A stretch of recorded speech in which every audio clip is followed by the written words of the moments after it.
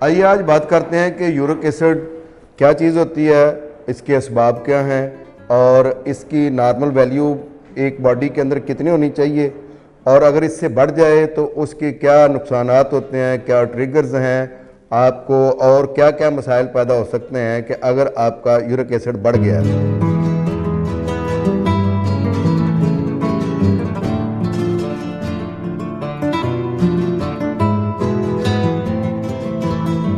औज़ुबिल्लाहि मिनश्शैतानिर्रजीम बिस्मिल्लाहिर्रहमानिर्रहीम। अस्सलामु अलैकुम ख़वातीन व हज़रात, मैं हूं आपका होम्योपैथिक डॉक्टर रिजवान साकिब और आपसे मुखातब हूं शमा होम्यो क्लिनिक लाहौर पाकिस्तान से।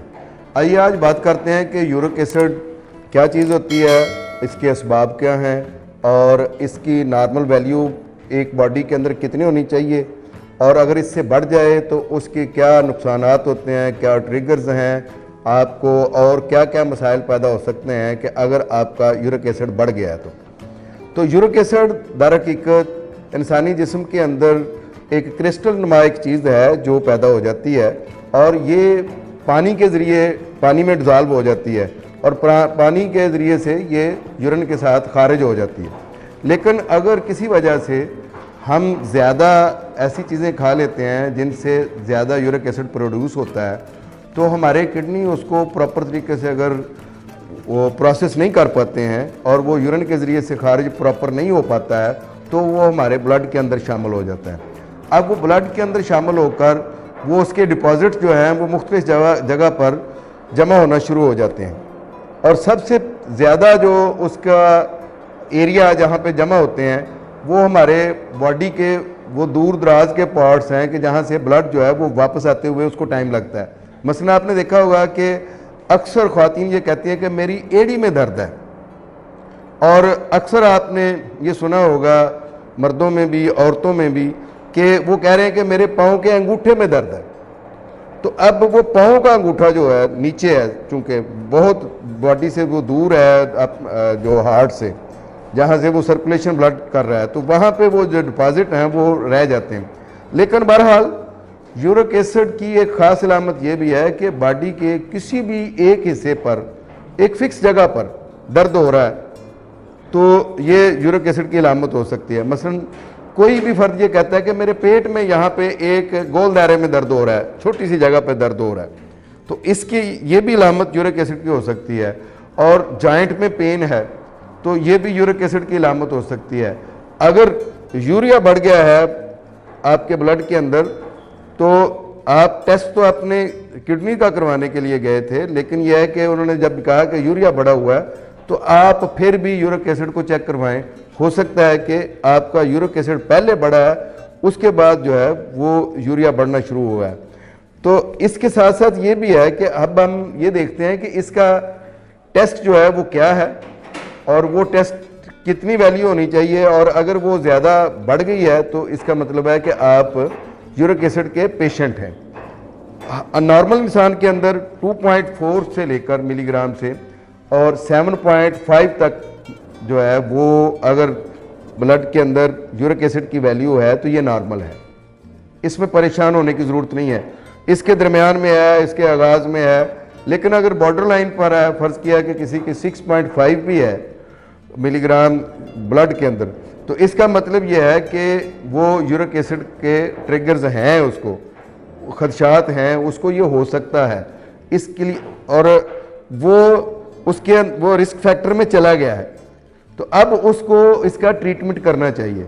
बहरहाल अगर आपको जॉइंट में पेन है, ख़ास तौर पर छोटे जोड़ों में दर्द है, अगर आपके मसल्स में पेन है और आपको बिला वजह की थकावट रहना शुरू हो गई है, आपके पेशाब में से मुख्तलिफ़ किस्म की स्मेल आना शुरू हो गई है, आपके बड़े जोड़ों में दर्द है, आपकी एड़ी में दर्द है, आपके पाँव के अंगूठे में दर्द है और या किसी भी जगह पर जिस्म के किसी भी हिस्से में एक फ़िक्स छोटे से एरिया में दर्द महसूस होता है तो आप अपना यूरिक एसिड ज़रूर चेक करवाएं।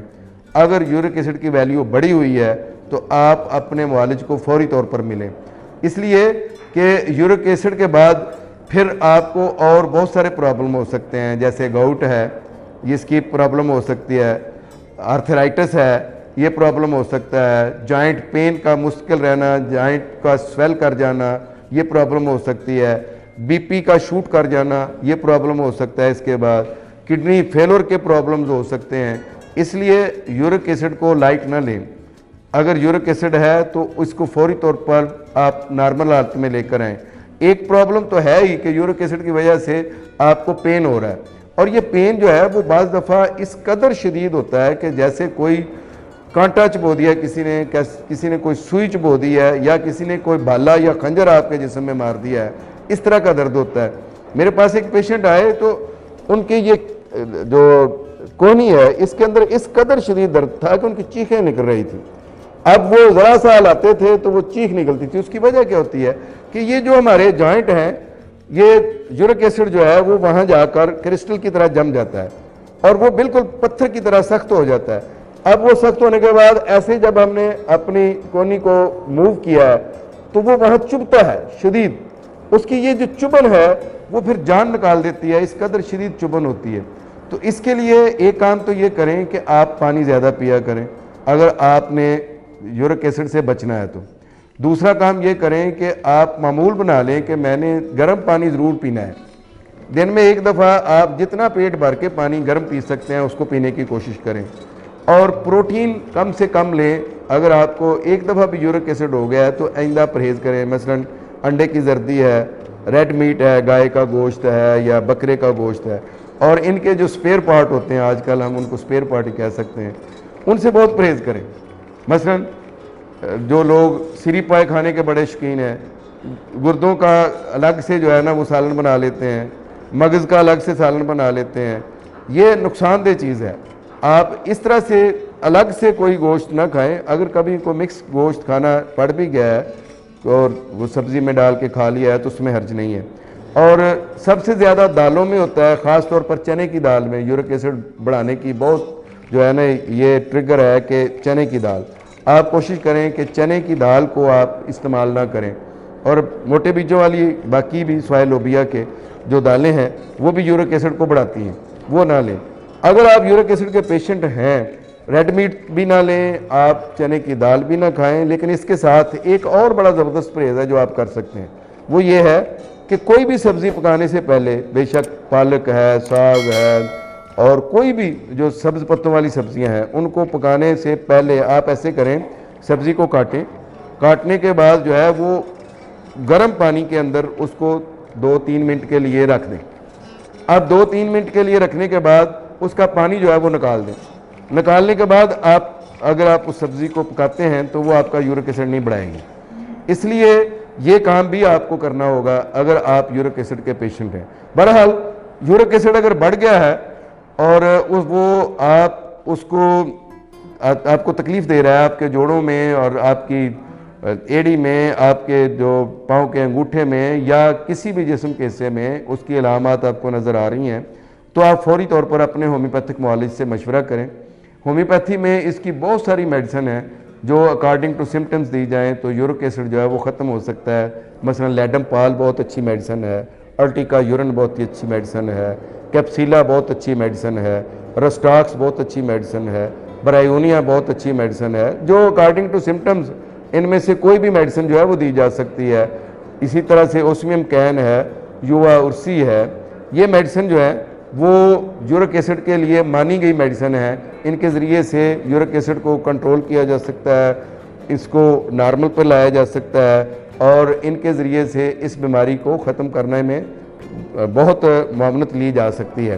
तो यूरिक एसिड होम्योपैथी के ज़रिए काबिल इलाज है। आप इसका होम्योपैथिक इलाज करवाएं और यूरिक एसिड को मुस्तकिल अपने साथ ना लेकर चलें, क्योंकि ये बाज़ दफ़ा बहुत सारी ऐसी बीमारियों का पेशखैमा साबित हो सकता है कि जो जानलेवा साबित हो सकती हैं। बहुत शुक्रिया। अल्लाह हाफ़िज़। अस्सलामु अलैकुम।